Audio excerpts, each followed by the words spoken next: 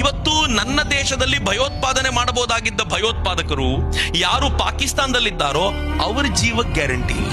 Unknown ಗನ್ಮ್ಯಾನ್ಗಳು ತಿರುಗಾಡ್ತಿದ್ದಾರೆ ಪಾಕಿಸ್ತಾನದಲ್ಲಿ. ಅವರು ತಿರುಗಾಡ್ತಿದ್ದಾರೆ, ಯಾರನ್ನು ಹುಡುಕಿ ಹೊಡಿತಾರೆ ಗೊತ್ತಾ?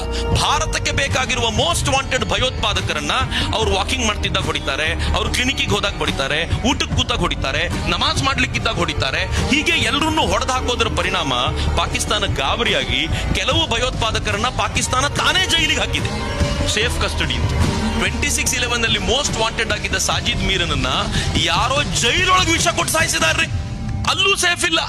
ಪಾಕಿಸ್ತಾನದಲ್ಲಿರೋ ಭಯೋತ್ಪಾದಕರಿಗೆ ಅವ್ರ ಹೆಂಡತಿಯರು ಹೇಳ್ತಾರೆ, ಹುಷಾರ್ರಿ ಓಡಾಡುವಾಗ, ಎಲ್ಲಿ ಭಾರತದ ಅನ್ನೋನ್ ಗನ್ಮ್ಯಾನ್ಗಳು ತಿರುಗಾಡ್ತಿದ್ದಾರೋ ಇಲ್ವೋ ಗೊತ್ತಿಲ್ಲ, ನೀವು ವಾಪಸ್ ಬರಬೇಕು, ನಾನು ವಿಧವೆ ಆಗಬಾರ್ದು ಅಂದ್ರೆ ನೀವು ಆಚೆ ಹೋಗಬಾರ್ದು ಅಂತ ಹೇಳುವಂತ ಸ್ಥಿತಿ ಬಂದಿದೆಯಲ್ಲ.